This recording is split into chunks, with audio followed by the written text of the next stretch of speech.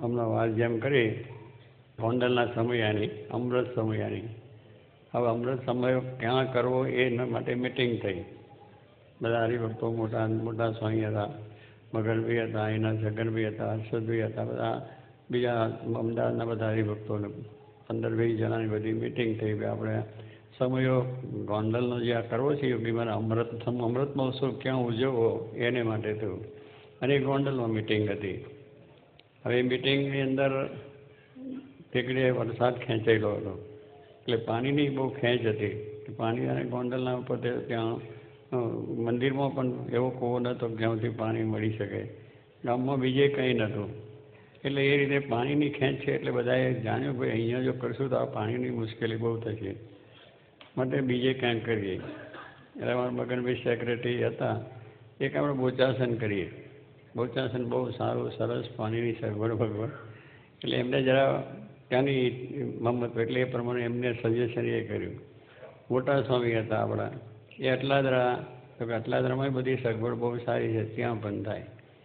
એ ખેંચાતા ચાલી પછી કે આ પાણીનું અહીં છે, એટલે પછી અહીં છગનભાઈ બધા હતા કે ભાઈ આ પાણીની સગવડ નથી એટલે આપણે અહીંયા સમય કરતાં બીજે ક્યાંક સગવડ થાય અને અનુકૂળ થાય ત્યાં કરીએ.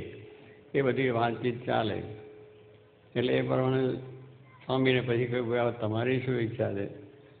તો સ્વામી કે પ્રમુખ સ્વામીને પૂછો. એટલે આટલા બધા મોટા મોટા બેઠા છે ને મારી વાત મને પૂછવા, મને ધીબી નાખે તો ઊભો ના થઈ શકું. આ બધા બારોબાર મૂકી દીધું. અને એ વાત કરી પછી આપણે સમજ્યા કે એમની મરજી તો છે અહીંયા જ, કારણ કે એ એમની રીતે ના કહી શકે, પણ મનમાં આપણે સમજી લીધું છે કે સ્વામીની ઈચ્છા ગોંડલમાં જ કરવી છે. એટલે પછી મેં કહ્યું ભાઈ આપણે ગમે તેમ થાય પણ સમયો આપણે અહીંયા ગોંડલમાં જ કરવો છે. મોટા ઘણા કે તું સમજતો નથી, તને શું ખબર પડે પાણી ક્યાંથી લાવવાનું, જે છે તે છે, મગર ભાઈ બધું બોલવા માંડી પડ્યા. એટલે મેં કહ્યું જો સ્વામીની ઈચ્છા અહીંયા છે એટલે અહીંયા જો કરીશું તો બધી સગવડ થઈ જાય, પણ ક્યાંથી થશે મને પાણી? પાણીની પણ થઈ જશે, એમની ઈચ્છા છે વરસાદ વરસશે, નહીં હોય તો ક્યાંકથી પાણી આવશે, તો આપણે અહીંયા જ કરવો છે. એટલે એ પ્રમાણે વાત કરી. પછી પાણી જો અહીંયા ડેમ છે ને ઓલો ભાદર, ત્યાંથી પાઇપલાઇન લાવીશું. મને જેતપુર આગળ ભાદર નદીનો એ ડેમમાં પાણી ત્યાં હતું પાણી, એટલે મેં ત્યાંથી આપણે પાણી લાવીને, અરે કે અત્યારે રાત થતી છે, મને કે મોટા સ્વામી કે તું વિચાર વગરની વાત બોલ કરે છે, પાણી લાવવું કે કંઈ શેર થાય તો થશે મોટા સ્વામી, તમારે શું તું સમજે. પછી મને કે આમ છે ત્યાં અટલાદરામાં શું ખોટું છે? અટલાદરામાં સારું છે પણ હવે સ્વામીની મરજી અહીં છે એટલે આપણે અહીંયા જ કરીએ તો શું ખોટું? પછી એ કરતાં બધી જે બોલે કે હવે ગોંડલ કરવું.